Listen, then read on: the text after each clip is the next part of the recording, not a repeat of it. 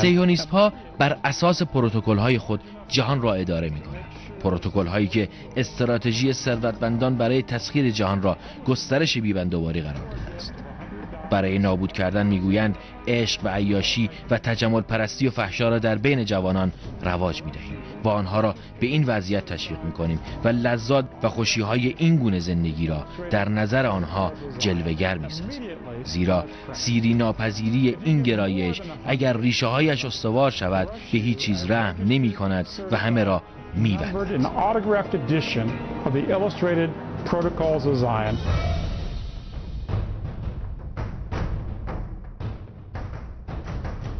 صهیونیسم ها پروتکل های 24 گانه ای رو در ابتدایی که میخواستن خودشون رو سازمان بدن و در اندیشه تسلط بر جهان بودن اومدن تبیین کردن که حوزه های مختلفی رو در بر میگیره. در استراتژی فرهنگیشون هم ترویج فساد رو زمینه ساز در واقع اون سلطه و استیلای بیچون و چرای خودشون و بلا منازع خودشون میبینن. پروتکل‌های مسبب صهیونیست‌ها در اجلاس بال شروعی بود برای تغییر جهان که با معرفی سبک جدیدی از زندگی به دنیا معرفی می‌شد. اما از همان ابتدا این فرهنگ سد بزرگی را در برابر خود داشت.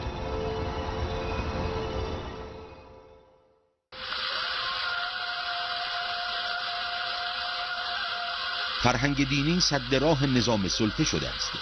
اواسط قرن 18 این فرد آیت الله میرزای شیرازی منافع اقتصادی و استعماری انگلیس را در ایران به خطر میاندازد، آن هم فقط با یک فتوا.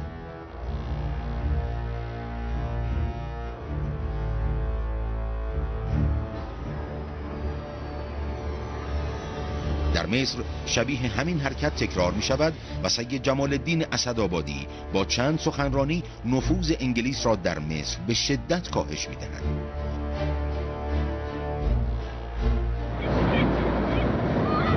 هجوم انگلیس به خلافت عثمانی هم وقتی به عراق می رسد مانع مهمی در برابر خود می بیند: دین و مراجع دینی. و شبیه این وقایع در دیگر کشورهای منطقه همچون هند و افغانستان تکرار می شود. بریتانیا ایران را به عنوان بخش مهمی از املاک برای ارتباط با هند به حساب آورده بود، چون نگرانی اصلیش هندوستان بود که یک جا به اندازه بقیه امپراتوری انگلیس اهمیت داشت. فکر می کنم در طی سالها ما عادت کردیم تقریبا طی 150 سال که ایران کشوری مستقل بود منطقه نفوذی بنامیم و این را حق طبیعی ما بدانیم. سلطه‌گران که به استعمار عادت کرده اند منافع استعماری خود را در خطر می‌بینند و به دنبال راه چاره‌ای می‌افتند و آنچه بر سر اندلس آوردند را دوباره برای کشورهای اسلامی برنامه ریزی می‌کنند. مستر همفر میگه قلعه های اسلامی فرو نریخت تا زمانی که حجاب زنان اندلسی فرو نریخت. نظام سلطه با توجه به تجربه های پیشین اسلام را به عنوان یک خطر اصلی تلقی کرده و میکوشد با ترویج فساد و فحشا به مانند اندلس سلطه سیاسی، فرهنگی، اقتصادی و اجتماعی خود را بر جوامع اسلامی حفظ کند. سیاستی که مستر همفر جاسوس انگلیس در خاطرات خود به آن اشاره می کند. در خاطرات خودش جاسوس انگلیسی در خاطرات خودش میگه در مسئله بی‌حجابی زنان باید کوشش فوق‌العاده به عمل بیاریم تا زنان مسلمان به بی‌حجابی و رها کردن چادر مشتاق شوند. پس از آن که حجاب زن با تبلیغات وسیع از میان رفت، وظیفه مأموران ما آن است که جوانان را به عشقبازی و روابط جنسی نامشروع با زنان غیر مسلمان و کاملا بدون حجاب ترغیب کنند تا زنان مسلمان از آنان تقلید کنند.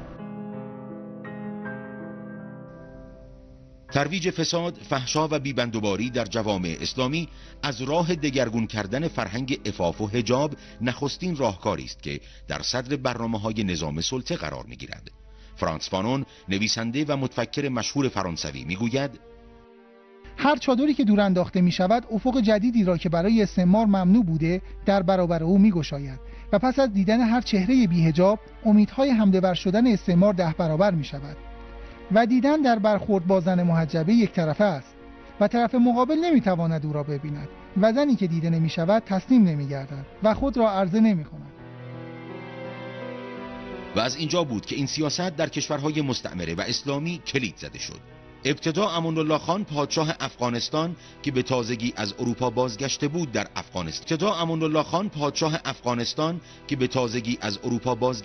در افغانستان کشف حجاب را اعلام کرد.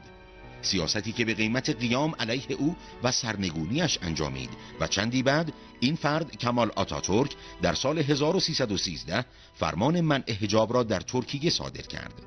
با اجرای فرمان کشف حجاب در دو کشور همسایه ایران نوبت به رضاخان رسید. رضاخان که با سفر امان الله خان به تهران تا حدودی با سیاست غربی کشف حجاب آشنا شده بود، این بار در سفر به ترکیه به شدت تحت تأثیر ظواهر و فرهنگ غربی قرار می‌گیرد. Doğu komşularımızdan İran Şahı Rıza Pehlevi 16 Haziran 1934'te Ankara'ya geldi. Atatürk İran Şahı'nı kardeşçe karşıladı ve iki dost devlet reisinin görüşmeleri çok samimi bir hava içinde geçti. اینها هم ابزار و افرادی رو به عنوان وسیله در نظر می گرفتن که زمینه پذیرش فرهنگ اونها رو داشتن. رضاخان قلدر انقدر خودش محو این تمدن برهنگی غربی بود که حتی میگن لطیفه همسر کمال آتاتورک که کنارش بوده، در چند قدمیش هم بوده و ایشون تا آخر هم حجابش رو کنار نگذاشت، ایشون رو توجه نمیکرد، ولی زنان برهنه‌ای که اونجا بودن مورد توجهش بودن. لطیفه، زنی که هرگاه در کنار همسرش در مجامع عمومی ظاهر میشد با حجاب کامل بود و حتی آتاتورک هم نتوانست به اجبار حجاب از سرش بکشد. از اینجا بود که رضاخان تصمیم گرفت راهی که امان الله خان و آتاتورک در چندین سال پیمودند را یک شبه در ایران طی کند. یک سال بعد از این بود که رضاخان حجاب و چادر را مانعی در برابر ترقی و پیشرفت و تمدن اعلام و فرمان کشف حجاب را صادر کرد. مبارزات خیلی زیبایی شکل گرفت. زنانی برای حفظ حجاب خودشون جانشون رو فدا کردن.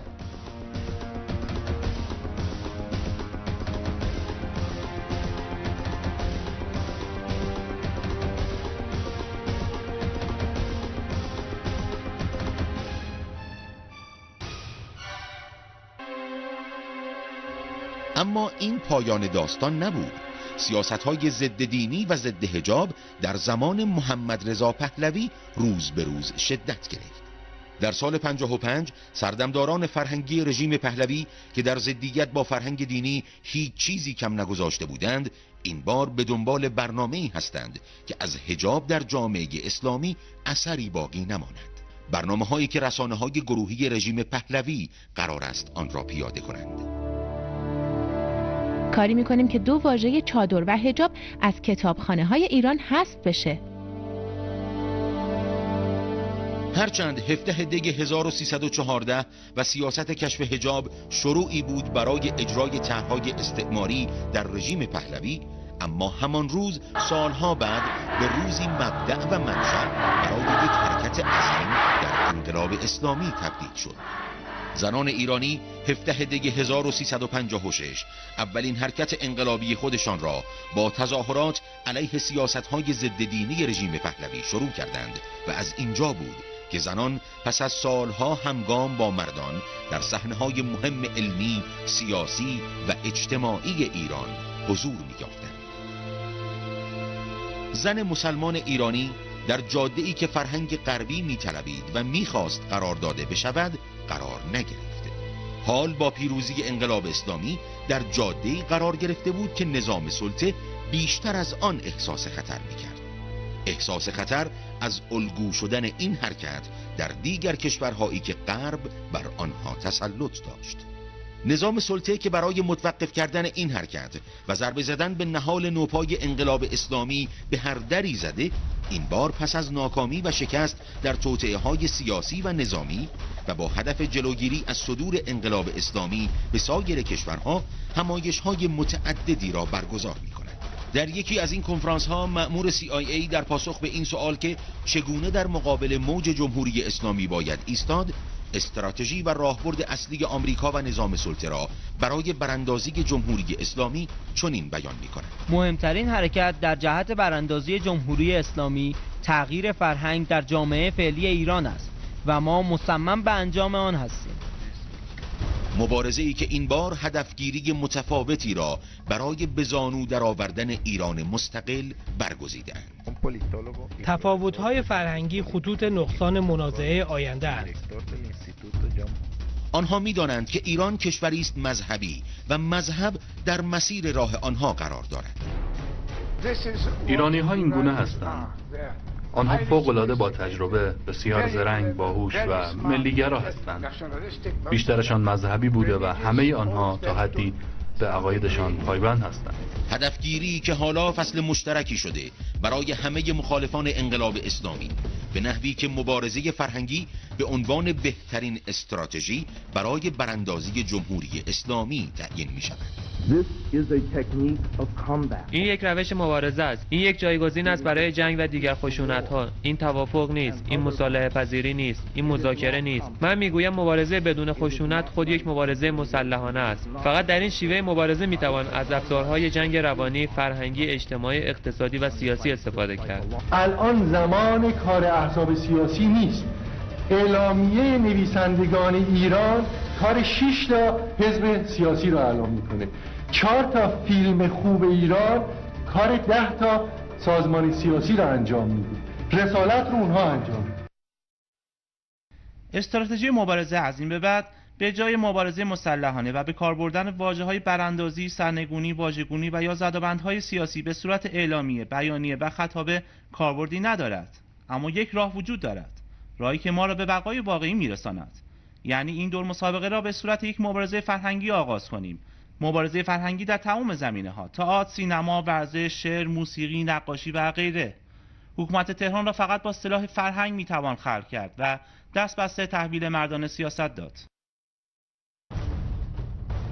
این یک نقشه و طرح کلی بود که تاکتیک هایی لازم داشت و یکی از مهمترین این تاکتیک ها هجمه به حجاب زنان و دگرگون کردن فرهنگ عفاف در ایران بود.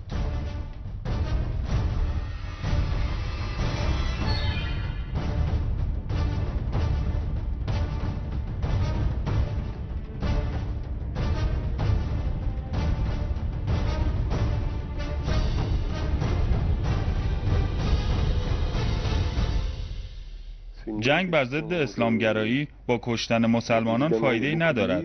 فقط با فاسد کردن آنها میتوان به پیروزی دست یافت. پس باید به جای بمب بر سر مسلمانان دامنهای کوتاه بریزیم.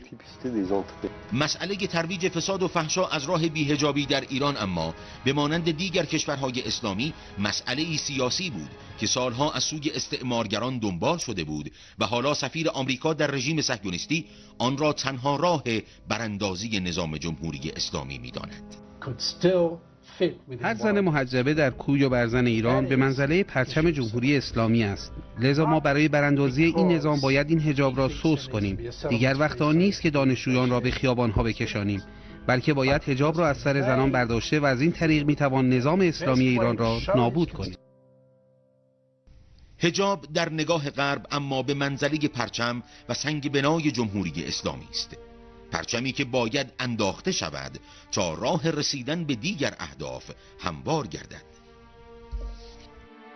حجاب سنگ بنای حکومت بود برای کنترل بر زنان و بعد دیگر قوانین بعد از اون ادامه پیدا کرد. برداشت من از صحبت شما اینه که اگر این سنگ بنا کشیده بشه، مسئله حجاب، مسئله کنترل بر زنان، دیگه هیچ این کنترل دیگه روش نمیشه. بقیه سنگ ها و این ساختمان در واقع فرو میریزه.